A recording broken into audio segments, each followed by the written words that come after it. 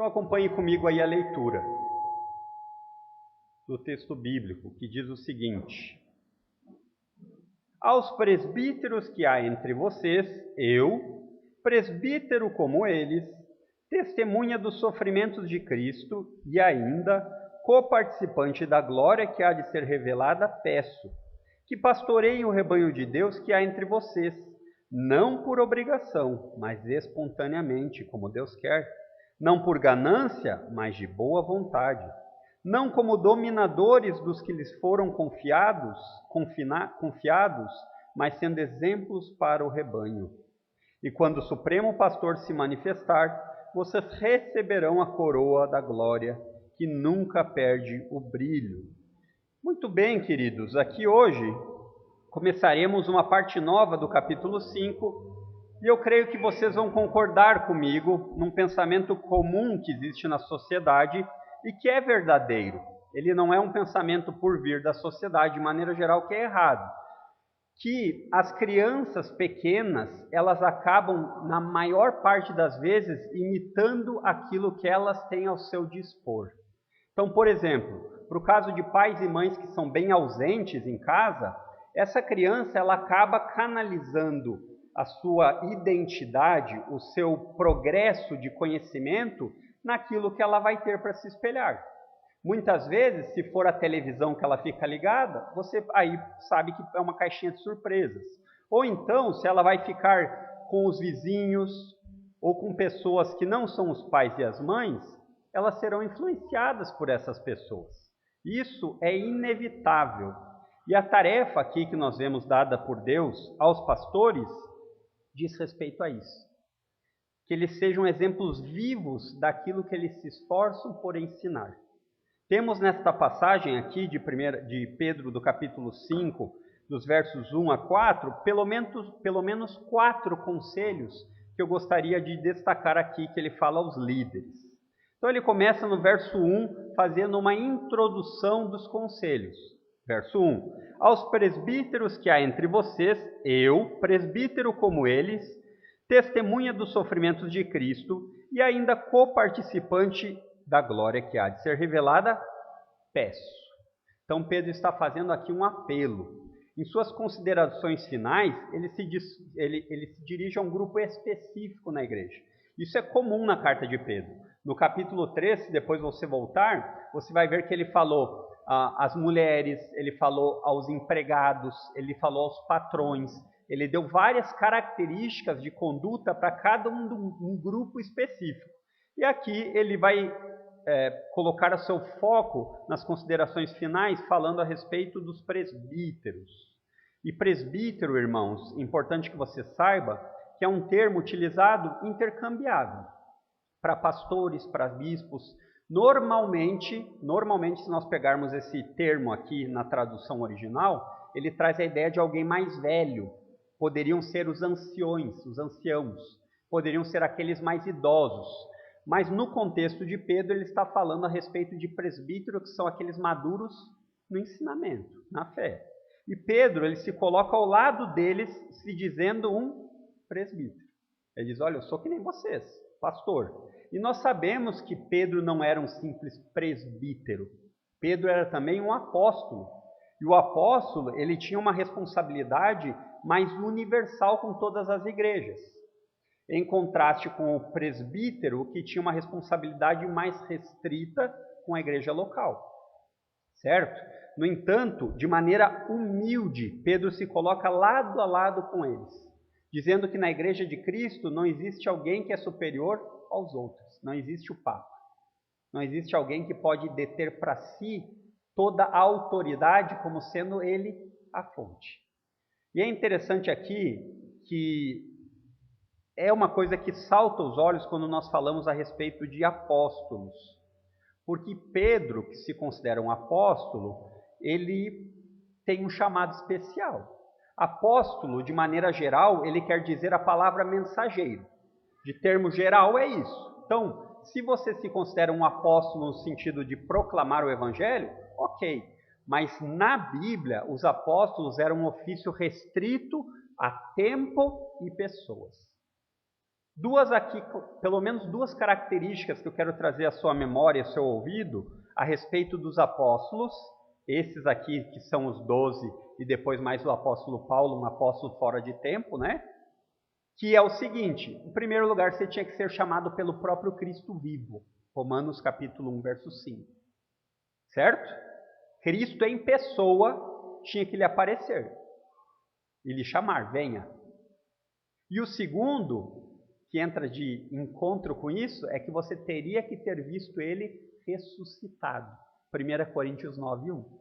Aí agora eu deixo um exercício de pensamento por um breve tempo. Existem apóstolos hoje em dia?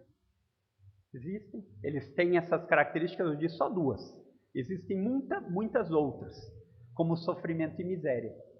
E aí quando a gente vê as pessoas que se auto-intitulam apóstolos, eles não passam por isso.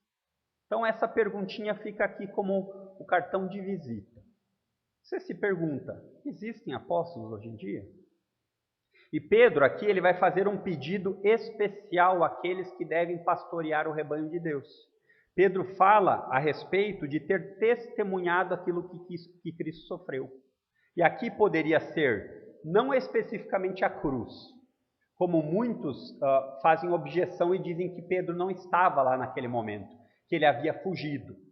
Mas isso não necessariamente precisa se aplicar a esse momento de sofrimento na cruz. Pedro foi testemunha de todo o sofrimento de Cristo ao longo dessa jornada. Ele foi perseguido pelos judeus, ele foi traído por um dos seus, né? Então, como um todo, essa é a ideia. Porém, eu creio que não existe nenhuma objeção que seja realmente válida a dizer que Pedro não poderia estar presente olhando a crucificação. E é nesse sentido que eu acho que Pedro escreve dizendo assim: olha, Jesus sofreu, eu vi ele sofrendo, como sendo um combustível para aqueles que provavelmente, por pastorear o povo de Deus no momento de dificuldade, iriam sofrer perseguição e muitas vezes morte. Mas como é muito característico para Pedro, na carta dele, vocês já devem ter percebido, se vocês são bons ouvintes, que eu já frisei isso aqui várias vezes. Para Pedro existe um contraste na carta entre sofrimento e glória. Depois do sofrimento sempre vem a glória. É isso que ele faz, eu acho. Que Pedro fala a respeito disso, dizendo que, embora sofrendo nesse tempo, ele diz assim, testemunha dos sofrimentos de Cristo, mas ele diz assim, ainda coparticipante da glória que há de ser revelada. Então Pedro ele deixa muito claro, olha, talvez seja breve, a dificuldade talvez aconteça, é bem provável que aconteça, mas lembre-se do que lhe aguarda na linha de chegada. E esse termo aqui que ele fala na NAA, peço, eu creio que seria melhor definido em outras traduções. A ARA, por exemplo, ela traduz com a palavra rogo, que traz a ideia de um apelo intenso, de um apelo urgente, porque às vezes no século aqui que nós vivemos, nesse tempo moderno, nós pensamos na palavra peço como pode me trazer um copo de água aí? Só que o que Pedro está dizendo, ele está fazendo um chamado solene, ele está dizendo assim, olha, eu rogo, pensem a respeito da tarefa que vocês têm, é nesse sentido que ele fala peço. Porque em meio a tantas dificuldades que eles enfrentariam e já enfrentavam, é natural que precisa ser alguém realmente comprometido com a causa. Porque senão, nas dificuldades, elas nos esmagam e nós abandonamos. Quantas pessoas, ao começar uma tarefa na vida que acham desejáveis, prazerosas, eu me incluo aqui na tarefa de tocar violão, aprendi uma música e desisti. Quantas pessoas começam as coisas na vida, mas retrocedem porque vem a dificuldade que existe? Nós não somos assim? Então é nesse contexto, é nesse pensamento que Pedro vai dar os conselhos. Pensem a respeito do que lhes aguarda e não retrocedam. E aqui vai o primeiro conselho que ele diz no verso 2. Que pastoreiem o rebanho de Deus que há entre vocês, não por obrigação, mas espontaneamente como Deus quer. Pedro agora ele se dirige aos presbíteros, aos líderes das igrejas, para pastorear o rebanho de Deus. E aqui Pedro inclui um novo termo para a igreja. Ele já chamou de eleitos, capítulo 1, verso 1, povo de Deus, capítulo 2, verso 9, casa de Deus, pregação passada, 4:17.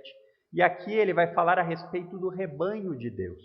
Uma figura de linguagem muito comum para aquela região, para aquele período, onde um pastor não seria difícil de ser imaginado. Quando falasse num pastor de ovelhas, pastor de rebanho, eles não teriam dificuldade de imaginar quais são as características que um pastor deve ter. Então Pedro faz essa ligação aqui justamente para falar algo que eu creio que ele trouxe à memória, lembrando do que o próprio Cristo ensinou a ele. Vocês lembram que Pedro, lá em João capítulo 21, ele estava numa conversa com Jesus e Jesus disse assim: Pedro, você me ama? Ele disse: amo, Jesus, então apacenta minhas ovelhas. E Jesus repetidamente fala por 3 vezes a respeito disso, e as 3 vezes Pedro fala: tu sabes que eu amo, Senhor. E aí ele diz: apacenta as minhas ovelhas. Parece que Pedro gravou esse ensinamento. Pedro ficou muito claro a necessidade de um presbítero. E aqui nós temos a primeira forma que Pedro instrui os presbíteros a pastorear o rebanho, de maneira espontânea. Interessante isso, né? E a maneira espontânea, Pedro fez aqui um contraste, não sei se você percebeu, ele traz 3 pares de contrastes. De maneira espontânea, não por obrigação. A ideia de pastorear não por obrigação, mas espontaneamente, pode demonstrar pelo menos 2 coisas aqui. A primeira, que ninguém deve assumir um trabalho para Deus obrigado. Ninguém deve assumir um trabalho dentro da igreja obrigado. Por quê? Primeiramente porque Deus não precisa do nosso trabalho, queridos. Nós não somos aquela joia rara, única, exclusiva e insubstituível para Deus. Sinto desapontá-los. Então, tendo em vista isso, o nosso serviço, principalmente dos líderes, dos pastores, deve ser sem relutância, mas de boa vontade. É possível que no contexto aqui estivesse acontecendo o seguinte: você imagina que uma perseguição iminente está à porta. E você sabe do valor de pastorear e você não vai abandonar. Mas você começa a fazer isso apenas por obrigação e passa a alegria e o desejo de servir a Deus nisso. A perseguição vem e nós sabemos disso. Se nem pastoreando muitas vezes nós já desanimamos, imagine numa tarefa de pastorear um rebanho em meio a circunstâncias adversas. Isso poderia acontecer. Mas a segunda aqui, que eu creio ser a que mais se encaixa no contexto, e muitos teólogos, ao explicarem esse texto, concordam, é que Pedro aqui está falando a respeito de alguns vícios que os líderes podem ter. João Calvino também explana isso a respeito desse primeiro, não por obrigação, mas que seria o vício da preguiça, de fazer as coisas sem boa vontade.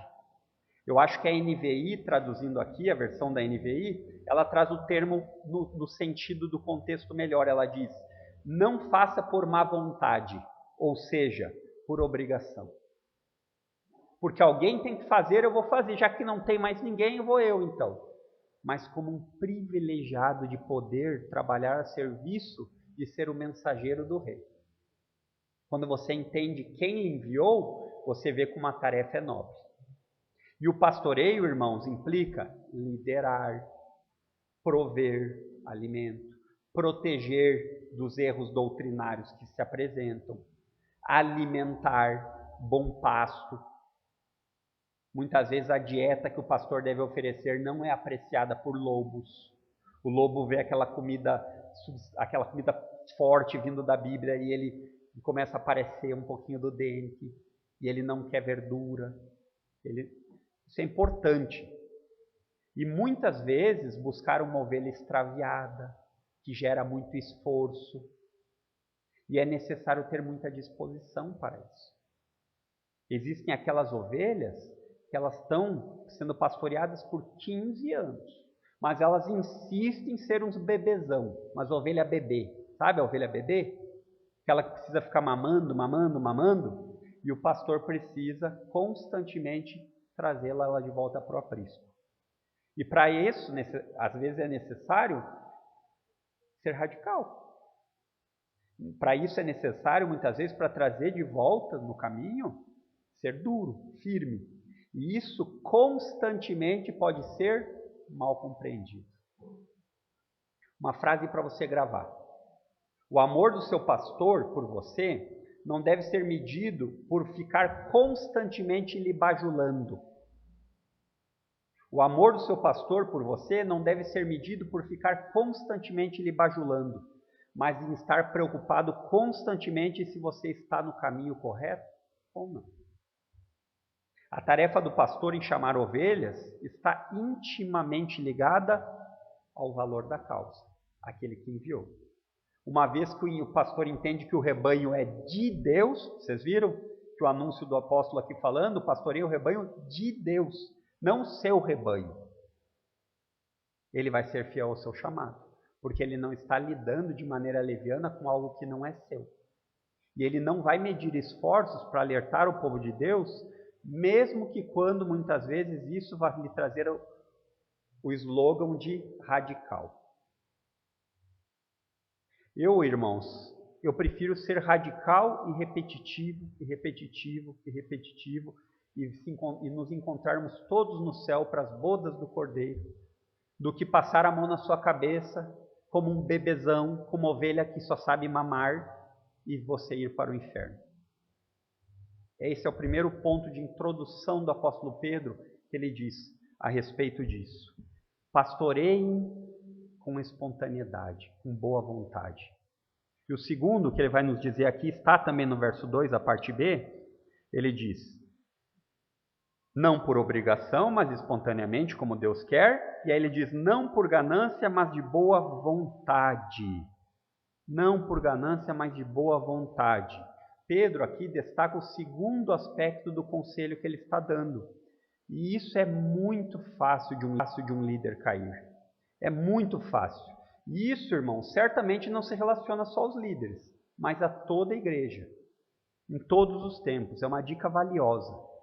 Fica muito claro, pelo ensino robusto do Novo Testamento, que Pedro não está proibindo o pagamento de salário a pastor. Não é isso que ele está falando. Isso é claro na Bíblia inteira. O que Pedro está dizendo é que com isso, com a possibilidade de ganhar para pastorear, existe o risco daqueles que querem uma posição elevada por causa do dinheiro. E é o que outras traduções vão trazer como sórdida ganância. Sórdida ganância é o desejo de lucro inescrupuloso. Eu quero ganhar, mesmo que para isso eu tenha que fazer coisas que são contrárias à palavra de Deus. Pedro sabe, irmãos, tanto é que ele está rogando aos presbíteros. Ele sabe da necessidade de guias bíblicos, para que o rebanho seja guiado de maneira bíblica. Pensem só, um pastor que é cego, numa dessas características aqui, em especial a ganância, ele vai guiar outros cegos. Cegos guiando cegos, vocês já sabem quais são os resultados, os mais diversos. É aquela ideia assim, siga o seu coração. Você já escutou isso? Se você não escutou, você vai escutar às vezes de uma pessoa que vai lhe surpreender. Você vai dizer assim: nossa, mas um crente com tanto tempo maduro, dizendo para seguir o coração. Ele não leu a passagem na Bíblia em Jeremias que diz que o coração é enganoso? Mas isso pode acontecer.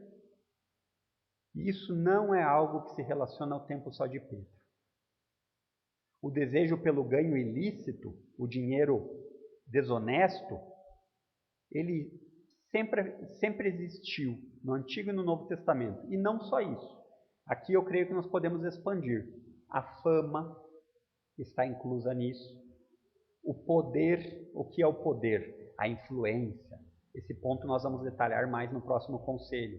Mas isso sempre foi motivo de queda e destruição àqueles que lideraram. Os falsos profetas de Israel eram motivados pela ganância e o amor ao dinheiro. Anote aí, depois você pode procurar. Isaías 56, 11. Jeremias capítulo 8, verso 10. Não, isso não se resume a isso. Existem vários outros.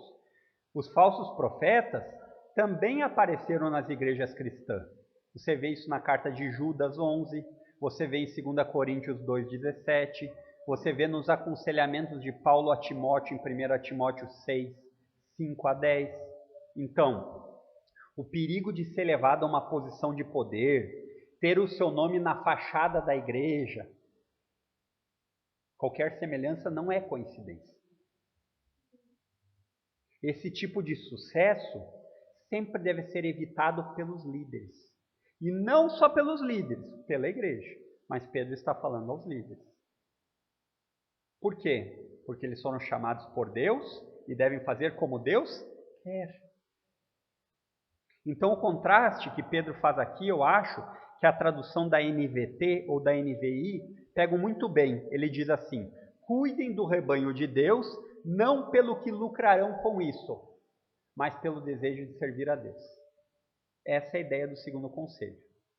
Irmãos, eu sou obrigado aqui a abrir um parênteses grande e dizer: as igrejas evangélicas estão infestadas disso.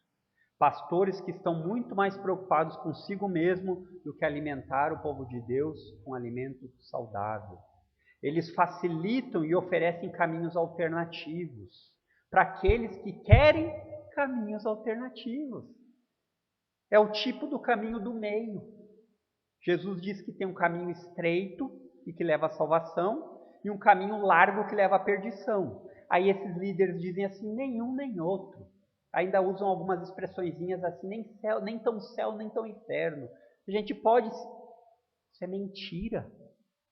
Isso é completamente oposto ao que o apóstolo Pedro está falando aqui.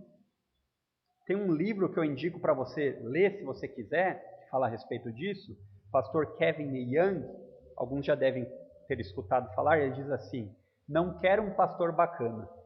E a capa do livro é o Elvis Presley tocando assim. Você imagina. Por quê? Porque é isso que as igrejas têm feito. Ah, mas nós precisamos ter um evento de jovens, porque senão os jovens vão se desviar. Ah, mas senão nós precisamos ter um evento de casais, porque senão os casais não vão aprender. Ah, mas nós precisamos... Ok, nós podemos fazer coisas para ser mais edificantes ainda, mas isso não é determinante.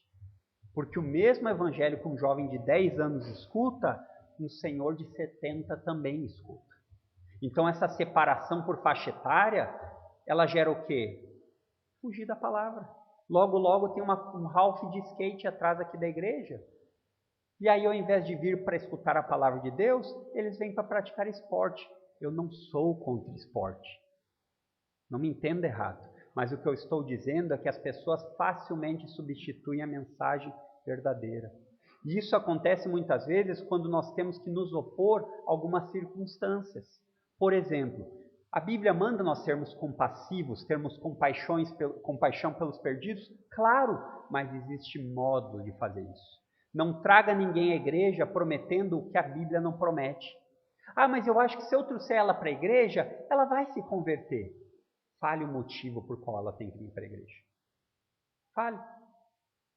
Eu recebi uma mensagem de um irmão ontem à noite, quase de madrugada, depois eu vou exortar o irmão, me mandar uma mensagem tão tarde, que ele entendeu exatamente isso. Ele mandou uma mensagem dizendo para o amigo dele o motivo que ele tem que vir para a igreja. Não é porque a vida dele está ruim, porque o casamento não está tão bom. Pode até acontecer que as pessoas venham por esses meios. Mas pessoas que vêm pelos motivos errados, normalmente elas não se firmam. Porque na primeira tempestade que vier, ela não está firmada na rocha. E essa é a tarefa do pastor. Nas igrejas, nós temos hoje muitos mais pastores que parecem pop stars, cobrando cachês milionários para falar de Deus. Cantores eu nem vou entrar no mérito, porque eles poderiam dizer que é o negócio deles, negócio gospel, né? Músicas que muitas vezes são mais mundanas do que músicas que não são gospel. Eu quero de volta o que é meu, minha vitória tem sabor de mel, e por aí vai. Pessoas que intitulam a igreja como sendo sua. Eles são tão gananciosos que eles chegam a colocar suas fotos na fachada. Se isso não é ganância, o que é então? Pedro diz aqui, Pedro sempre fala o vício e ele vai para o remédio, para o antídoto.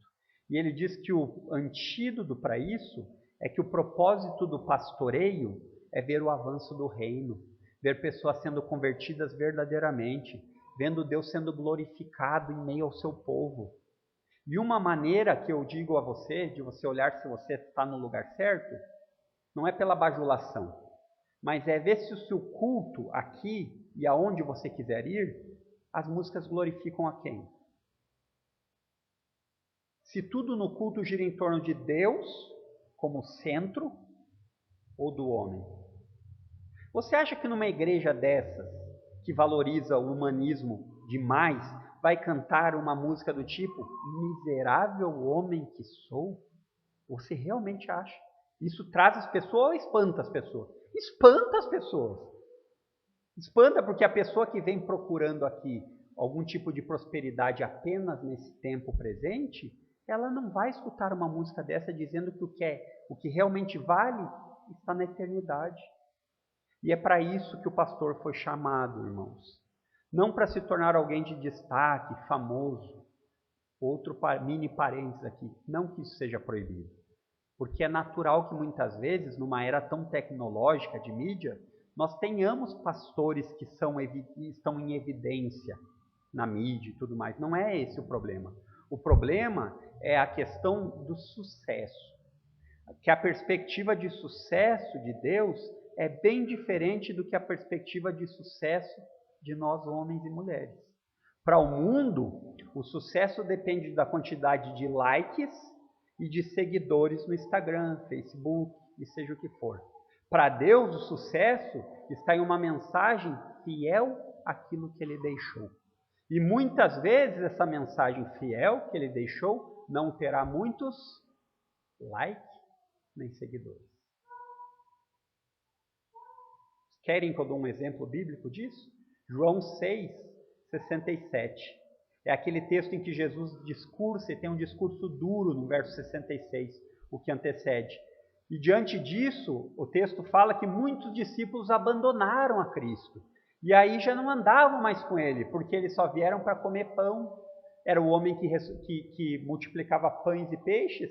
Eu vou lá, eu quero a minha barriga cheia. Aí quando Jesus coloca uma cláusula a mais dizendo, não foi para isso que eu vim, as pessoas vazam. Porque muitas vezes elas não querem o Cristo da cruz. Elas querem o Cristo dos pães e dos peixes. E aí ele diz assim, olhou para os 12 e perguntou, vocês também se escandalizaram? Querem ir embora? Vocês viram qual é o custo de me seguir? Vocês querem ir embora? E Pedro prontamente, como sendo, muitas vezes ele foi o representante dos apóstolos, ele disse, Senhor, para onde nós vamos ir?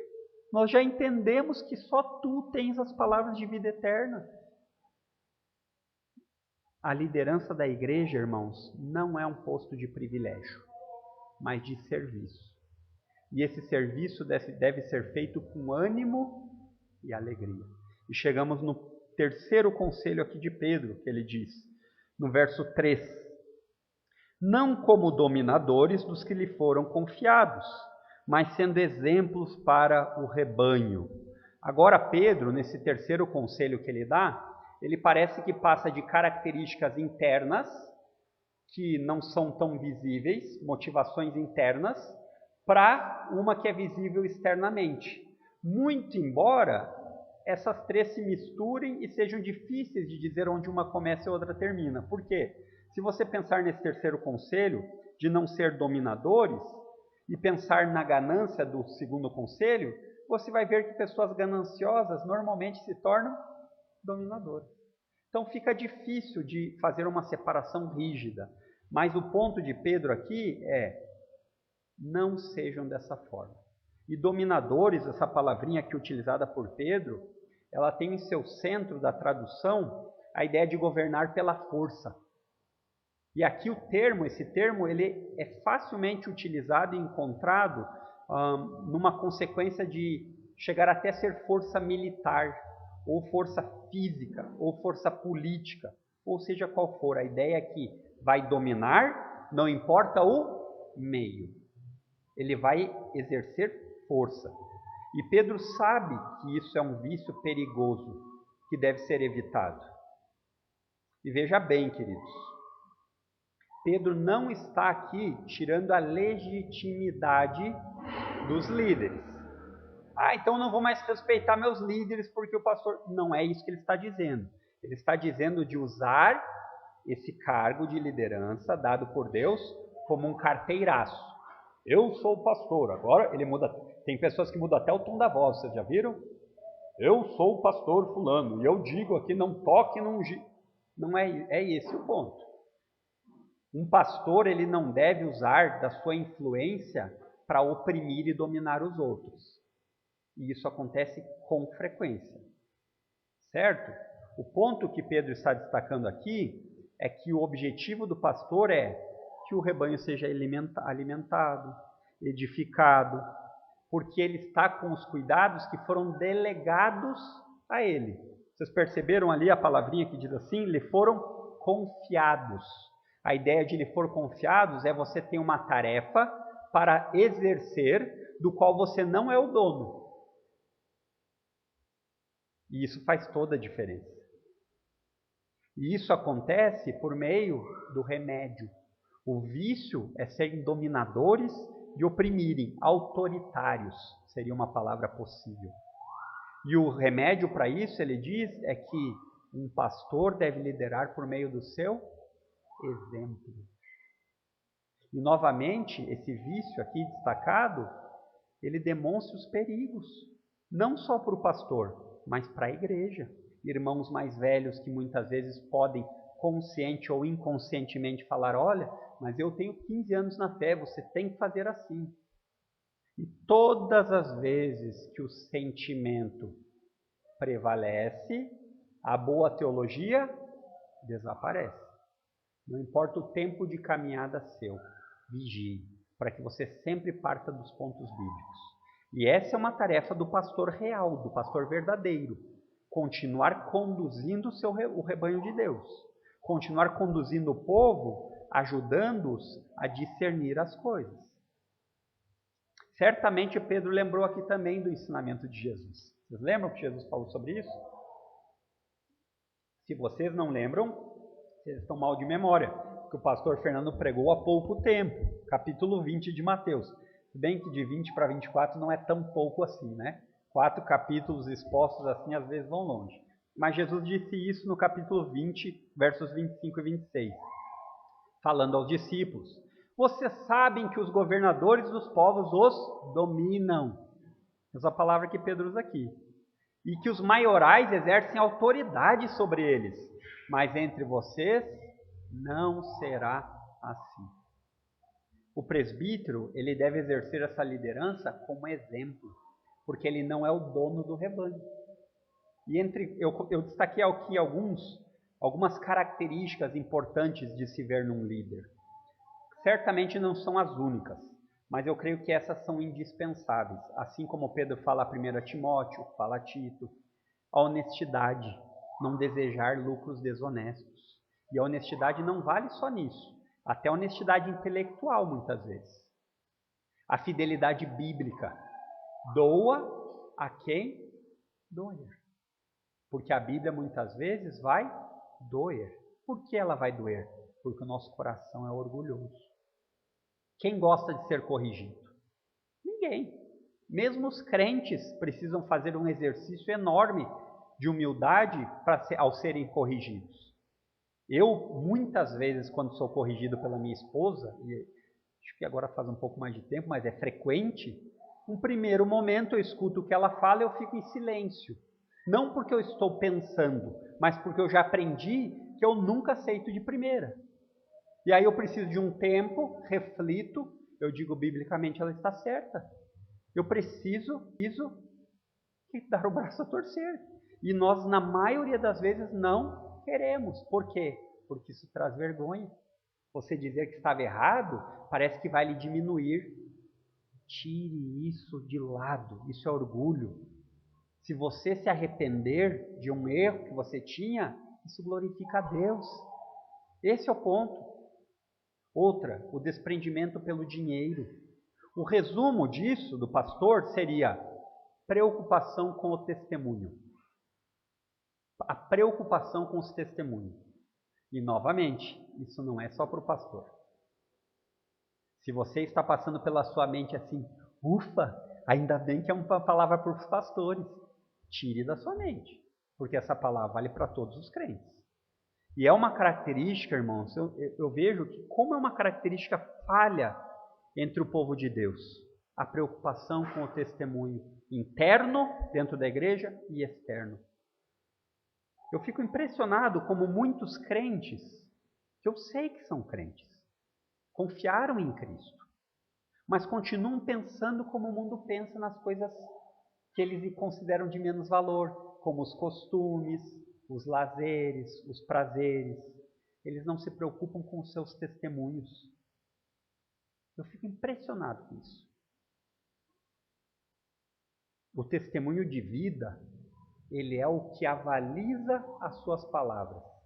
Se você não vive aquilo que você prega, você é muito mais parecido com um religioso do que com um crente.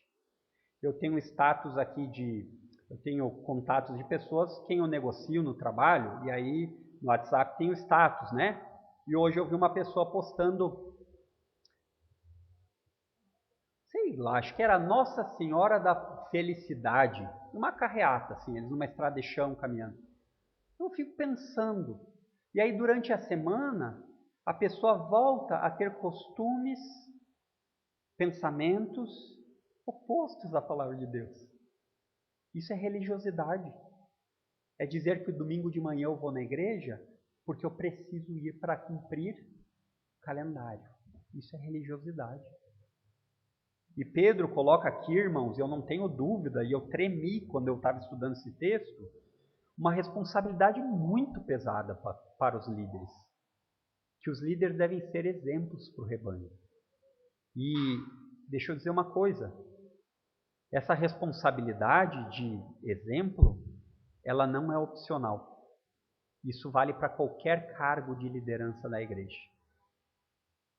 E essa preocupação de ser um exemplo para que os outros sigam, eu já escutei também muitos crentes dizendo assim, eu não estou preocupado com o que os outros pensam de mim, o que importa é Deus. Nossa, né? Parece que essa slogan tinha até umas asinhas de fogo subindo, né? Não é bíblico. Não é bíblico. Você deve sim se preocupar com o que os outros pensam. Paulo disse a Timóteo, na primeira carta a Timóteo 4,12, Paulo disse isso a Tito, capítulo 2, versos 7 e 8. É verdade que os líderes não serão perfeitos, não esperem isso deles. Nesse tempo de cá, ninguém vai ser perfeito. Mas isso não impede Deus de colocar pessoas que funcionem de exemplo neste mundo. É inevitável que, em alguma medida, os que lideram, assim como lá na introdução, no começo, eu falei que as crianças são influenciadas pelos exemplos, que os liderados sejam influenciados por aqueles que lideram. Isso começa na nossa casa. A influência que você dá à sua família, ela vai trazer crescimento bíblico, cristão, ou ímpio e não cristão. Você não deve seguir os pastores cegamente, não é isso que eu estou falando. Você não deve jamais fazer isso. Você deve ter um compromisso com a Bíblia. Mas como Paulo disse, sede meus imitadores aos seus discípulos, como eu sou imitador de Cristo. Então existe sim na liderança modelo a ser seguido. E Deus cobrará dos líderes. Vocês não têm desculpa de seguir um líder ruim. Ninguém tem desculpa de ir na Igreja Universal, ser alimentado com lixo e colocar a culpa em cima dos líderes. Ninguém. É verdade que os líderes terão um julgamento mais severo, mas aquele que comeu comida estragada e ficou com dor de cabeça, e com dor de barriga, quem que ficou com dor de barriga? Foi o líder? Não foi. Os efeitos de seguir uma liderança não bíblica serão usufruídos por você, seja no tempo presente ou na eternidade. A tarefa do pastor não é criar fãs que o adoram, né? Idolatria gospel. Essa não é a tarefa do pastor. mas apontar para o Supremo Pastor que é digno de adoração. E deixa eu dar um alerta rapidinho aqui, que eu estou bem no tempo, né? Ainda não tenho mais 1 hora e pouquinho. É por isso que a igreja precisa compreender que uma pessoa com doutorado, mestrado, ou seja, excelência acadêmica, ou então ela tem uma competência administrativa, financeira, isso não habilita ninguém para a liderança. Quantas pessoas, ao verem alguém talentoso no meio da igreja, vão logo colocando elas em cargos de liderança? Isso acontece muito. E essas pessoas nem puderam provar uma vida cristã piedosa. E já são colocadas nos pilares mais altos da igreja. Qual a chance disso dar errado? Qual a chance disso dar errado?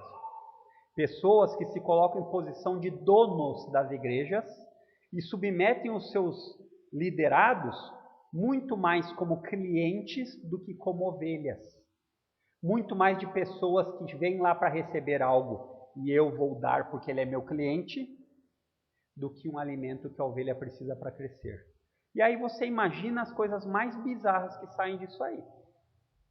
Desde rosa ungida, chave e lencinho para ir no banco, passar na porta, e se você fizer isso, as suas dívidas vão acabar.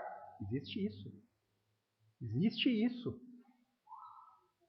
Lencinhos vendidos por quantidades bem altas. Pessoas que ainda estão incentivando o estelionato e carregam o nome de Deus. Esses terão um juízo mais pesado. Mas aquele que vai passar o paninho lá, a primeira coisa que ele tem é ser tolo. Ser tonto, né? Achando que isso daí vai funcionar. E a segunda coisa é ainda dar dinheiro para isso. Qual a chance dessa pessoa querer seguir os mandamentos que são muitas vezes duros? Uma das coisas que eu mais vejo no meio da igreja com relação a erros se relaciona a âmbitos de relacionamentos amorosos. É uma das coisas que eu mais vejo. Talvez seja porque é a que eu mais tenho contato. Tem outras também que eu talvez não tenha contato e não vejo. Mas é assim. A Bíblia deixa claramente que não existe união entre um ímpio e um descrente. Um crente e um descrente. Entre um ímpio e um crente. Não existe. Porque é a mesma coisa que servir luz e trevas. E aí a Bíblia diz assim: viva pelo mandamento, não pelo sentimento. Aí muitas vezes a pessoa fala que isso, o pastor fala, e 5 minutos depois a pessoa diz assim: mas eu acho que Deus pode fazer de outro jeito. Pode fazer de outro jeito, mas o mandamento é que deve ser obedecido. Estão entendendo onde eu quero chegar? E você imagina com outras coisas que são mais prazerosas. Você vem para a nossa igreja, e nessa igreja você não vai ter mais dificuldades financeiras. Quem não quer? Você vem para a nossa igreja e aqui você vai arranjar o casamento dos seus sonhos. Quem não quer? Até ela descobrir que tudo isso é mentira. Porque se você que está casado, você sabe que não existe perfeição. Você casou achando que tinha casado com o príncipe da Disney e ao chegar em casa viu que era o sapo. Você casou com a sua esposa muitas vezes achando que era a princesa da Disney e a sua esposa tem bafo. Não existe perfeição do lado de cá. Não existe. Existem 2 pecadores arrependidos que progridem em santidade, sendo moldados por Deus um pelo outro, diante de Deus e abrindo mão de si mesmo. É isso que a Bíblia diz. E aí você vê, no primeiro passo de abrir a mão de si mesmo, é a pessoa preferindo escolher uma pessoa que é descrente, porque ela quer muito. Pedro, quando ele diz isso, ele deixa muito claro que essa ligação que o pastor deve ter com a igreja é sempre lembrando assim: eu não vou fazer do meu jeito, porque a igreja não é minha. Eu vou ter temor e tremor, porque aquele que é dono da igreja, muitas vezes vai me cobrar por isso. E é uma tarefa muito difícil para os presbíteros, para os líderes. E eu fico pensando aqui no caso dos leitores de Pedro e aumentando. Porque eu, graças a Deus, eu ainda não sofri perseguição. Ninguém bateu na minha porta lá dizendo, olha, eu vou lhe prender porque você é crente. Graças a Deus. E eu peço a Deus que isso não aconteça. Eu não estou dentro daqueles que querem o martírio. Tá? Sei que talvez você possa me achar menos crente por isso. Mas eu não estou dentro desse. Se acontecer, me ajude Deus a suportar. Mas se der para me livrar, me livre. Esse é meu pensamento. E aí você pensa que Pedro, ele dá esses conselhos, esses 3 conselhos pesados para presbíteros que estão lidando com perseguição, tanto atual como vindo. E aí, certamente que ele precisa lembrar do que ele disse lá no começo, de ser co-participantes da glória. E ele encerra essas instruções lembrando eles que depois do sofrimento tem a glória. Depois da luta tem a bonança. E aí chegamos no versículo 4, que ele diz assim: E quando o Supremo Pastor se manifestar, vocês receberão a coroa de glória, da glória que nunca perde o seu brilho. Pedro, agora, depois de dar os conselhos, ele enche o tanque de combustível dos presbíteros. Ele diz assim: esse é o combustível para pastorear como Deus quer. Esse é o combustível para pastorear como Deus quer, não como vocês querem. E ele lembra o valor a eles daquele que trabalha para Cristo nesse tempo. Porque certamente, eu já falei isso e vou reforçar, a fidelidade a Deus não vai gerar aplausos no mundo. Muitos likes ou muitas curtidas. Não vai. Eu fico pensando Tiago, carta de Tiago. Será que a igreja de Tiago seria cheia ou vazia? Vocês já leram essa carta? A palavra mais suave da carta eu acho que é pedregulho. É pancada mesmo. É ele dizendo que uma fé cristã deve ser exercida com atitudes, com uma vida robusta de testemunho aos de fora e aos de dentro também. Fico pensando, talvez tivesse meia dúzia de pessoas na igreja de Tiago. Fico pensando. Só que os presbíteros aqui de Pedro, eles devem ser motivados pela linha de chegada. Pedro enfatiza que quando Jesus voltar em sua segunda vinda, eles vão participar de sua glória. Você já parou para imaginar esse dia? É necessário às vezes, porque às vezes os sofrimentos do tempo presente, e cada um aqui tem as suas circunstâncias, suas dificuldades, às vezes nos esmagam mesmo. Isso não é muitas vezes um sinônimo de não ser crente. É um sinônimo do sofrimento que aparece. E quando você pensa nisso, que isso é passageiro, o apóstolo Paulo disse que era passageiro, e que isso era completamente suportável diante do que está por vir. Aí eu fico pensando, Paulo apanhou umas quantas vezes, quase morreu, ficou em naufrágio, açoitado, preso, e o cara escreve dizendo que é passageiro e não pode ser comparado com a glória que é de ser revelada. Ele enxergou. Ele conseguiu visualizar o que de fato o aguarda. E Pedro enfatiza isso, trazendo uma ilustração aqui que ele tem em mente da coroa. Isso era comum naquela época. Existiam jogos de Olimpíadas. E aqui, quase certamente, que a ideia da coroa que Pedro tem é de um atleta. Ela era uma guirlanda feita de folhas ou de flores, mas que ela acontecia o quê? Essa coroa murchava rapidamente, perecia, porque seca-se a erva e vai a sua flor, mas a palavra de Deus permanece para sempre. Isso nós falamos lá no capítulo 1 de Pedro. Ele fala que a diferença da herança do crente é que ela não murcha, ela não se corrompe. Ao contrário dessa coroa que dá o primeiro lugar e que murcha rapidamente, ele diz a eles: essa coroa que vocês têm é uma coroa da glória, que nunca perde o seu brilho. Eu acho que é um combustível maravilhoso para você e para mim pensar nisso. Está difícil? A coroa da glória está logo ali. Está sofrido? Está apertado? Aguenta mais um tempo. Pode ser aqui, queridos, que Pedro, dentro do contexto, esteja se relacionando a um galardão, que é aquela recompensa que os crentes vão ter em diferentes níveis. Não está relacionado com a salvação, certo? Mas com os prêmios que virão depois. Não sabemos ao certo o que é, existem algumas suposições, mas o ponto aqui que Pedro pode estar falando é que o pastor, o presbítero que é fiel no seu ofício, ele ganhará uma coroa de glória. Que mesmo que nesse tempo difícil, duro, espinhoso, nada agradável e que possa levar até a morte, você tem algo reservado para você que nem a morte lhe tirará.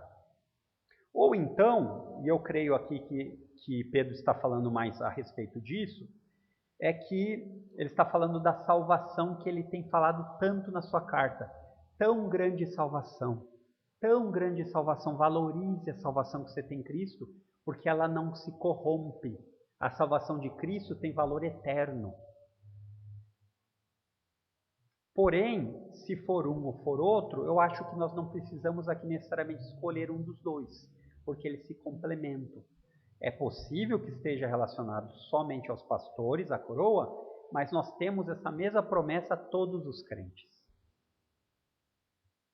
Nós que vivemos nesse tempo presente e que podemos passar por caminhos tortos, duros, espinhosos e que podem chegar até a morte, mas que isso não tirará a coroa da glória. Talvez esse seja o maior problema dos crentes evangélicos aqui do nosso tempo.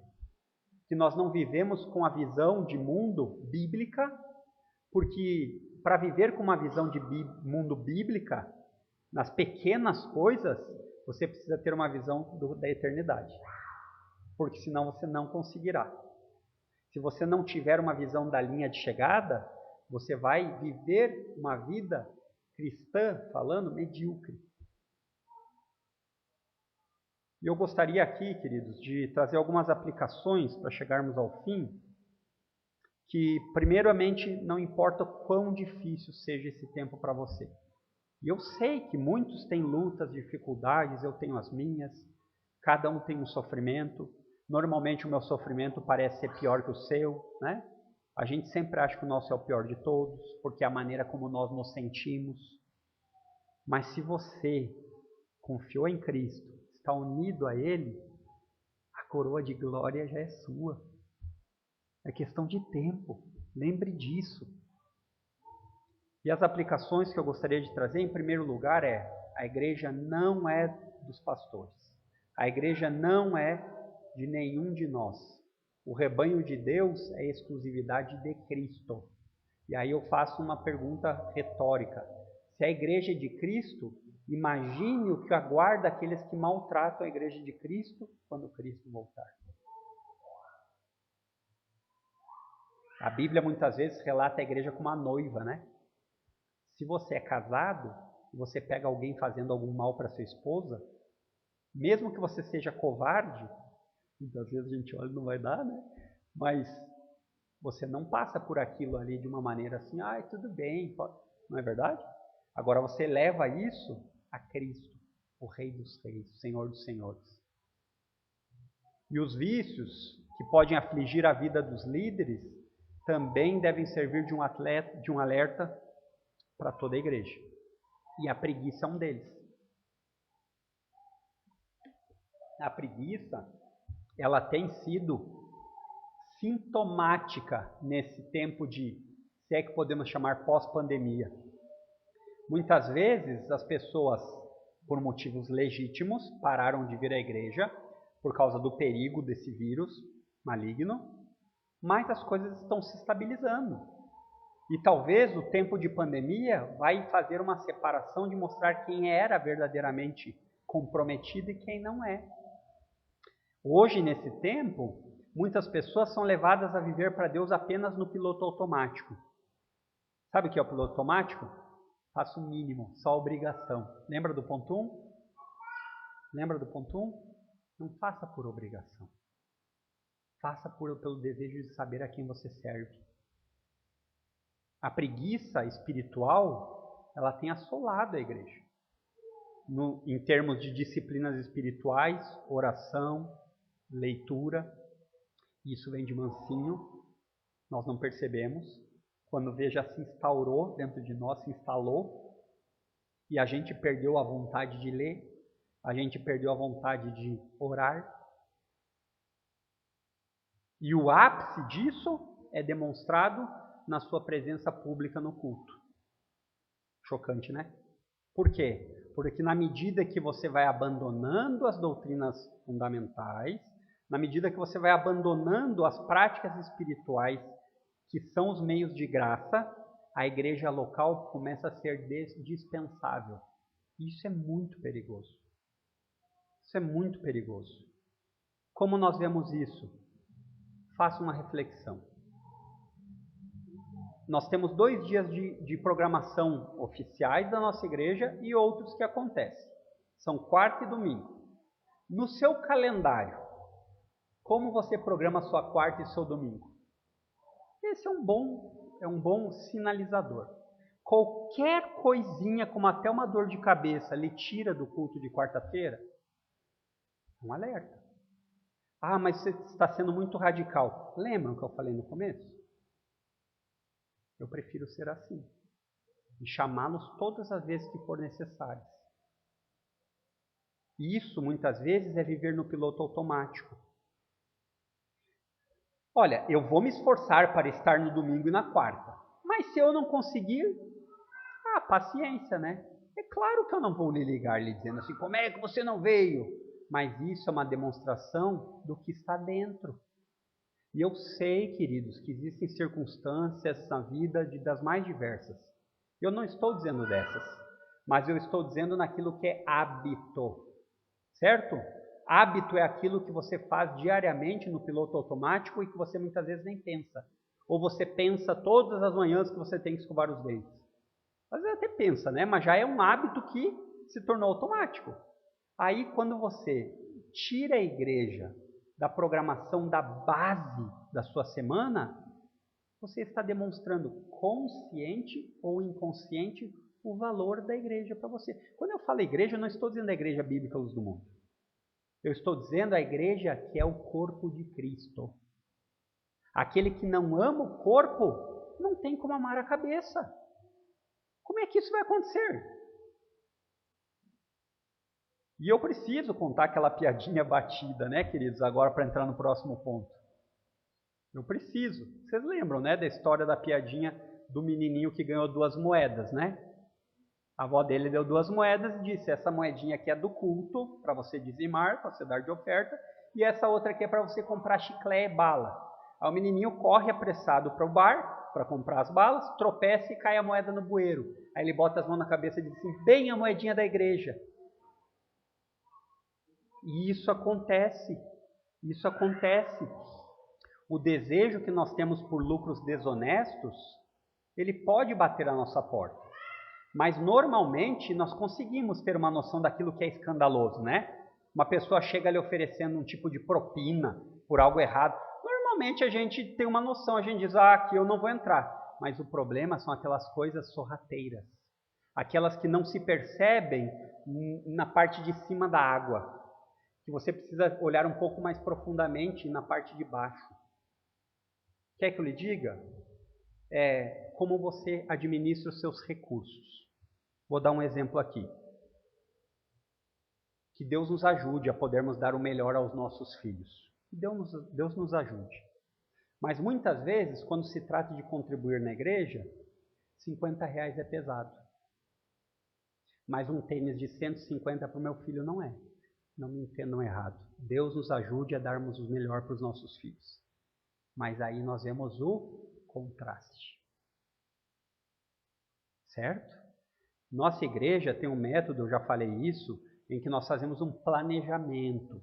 E dentro do planejamento, cada membro se compromete a dar uma quantia. Por que nós fazemos isso? Para que seja mais fácil de organizar.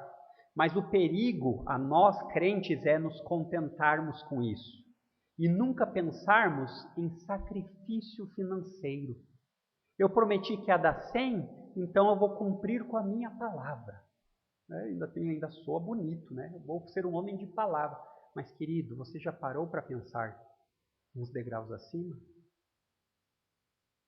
O contraste entre aquilo que eu ajudo na igreja e a maneira como eu uso o recurso dos meus, o dinheiro para os meus recursos próprios, em benefício próprio, deixa evidente o que eu valorizo mais.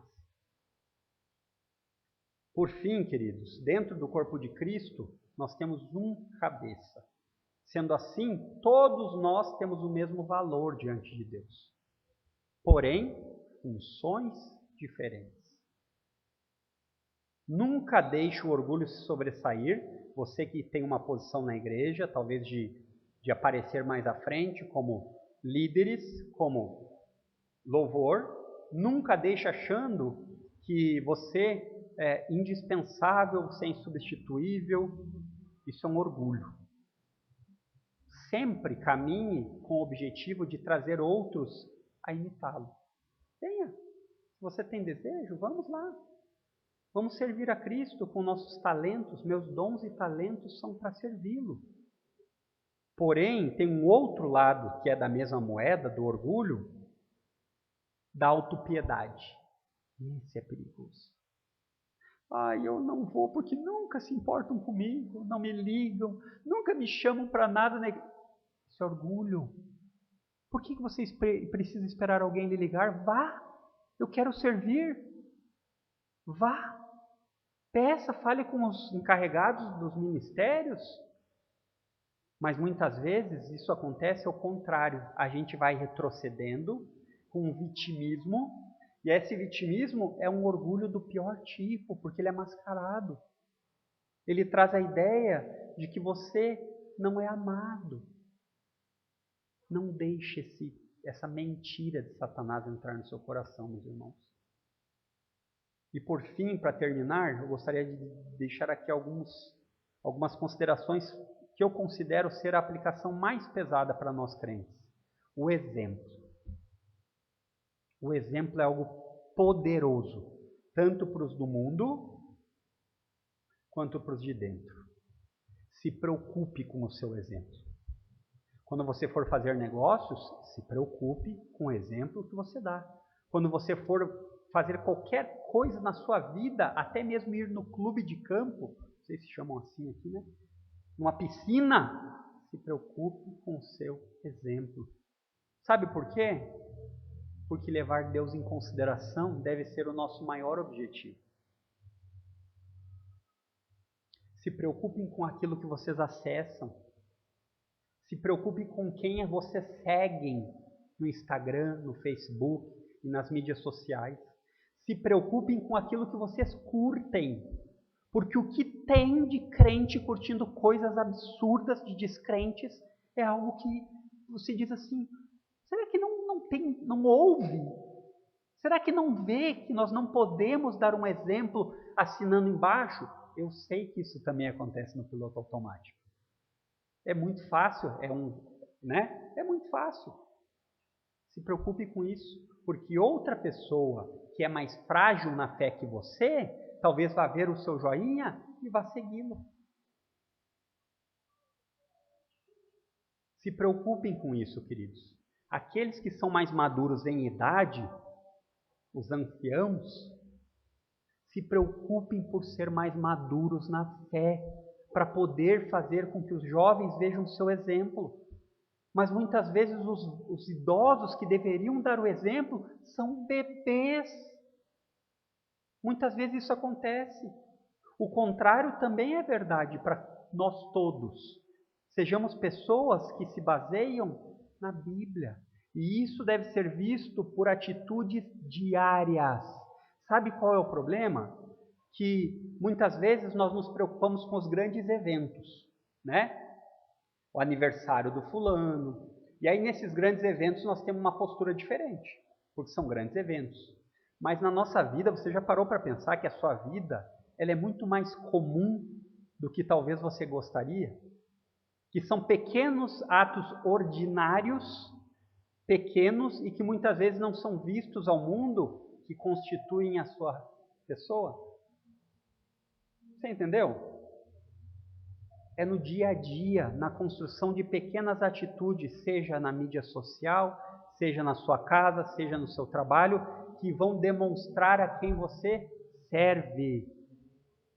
Milhares de pequenos, rotineiros e ordinários eventos. Quer ver um exemplo? Alguém aqui acha que matar é bom? Claro que não. Porque até um descrente sabe que matar é ruim. Mas e por que nós nos metemos tanto na vida dos outros? Fazendo fofoca, aumentando as coisas. A gente vive aumentando, né? Vive querendo puxar os holofotes para nós mesmos. Você já percebeu isso? Se você ainda não percebeu, eu já percebi que eu sou assim muitas vezes. Talvez o nosso problema seja porque nós estamos mais preocupados com um like do que um muito bem, servo bom e fiel. Talvez seja esse o problema. Será que você pensa como Deus olha o dia a dia da sua vida? Você para pensar que nas atitudes corriqueiras, com uma simples ligação de telefone, você está agradando a Deus ou não? Nós vimos semana passada que existem atitudes que deveriam nos envergonhar como crentes. Agora, existe o remédio. Sempre existe o vício e o remédio. Qual é o remédio para isso? Arrependimento. Seja uma pessoa de constante arrependimento, porque esse é o caminho do crente. E aí você se arrepende e não fica mais para trás olhando aquilo que aconteceu, mas você olha para frente e muda. E muda. Modifique sua cosmovisão de mundo com a Bíblia, irmãos. Eu sei que a gente está inserido, imergido em mídias sociais e tudo isso, e eu não estou condenando isso. Mas vigie como você usa isso. John Piper fala que nos últimos dias o Facebook e as mídias sociais vão servir de testemunho para dizer como você tinha tempo para Deus. Como você tinha tempo. Eu não tenho tempo. Você tem tempo. Então, irmãos, aprendemos hoje que os pastores devem guiar o rebanho de Deus como Deus quer. Não por obrigação, mas espontaneamente. Não por ganância, mas de boa vontade.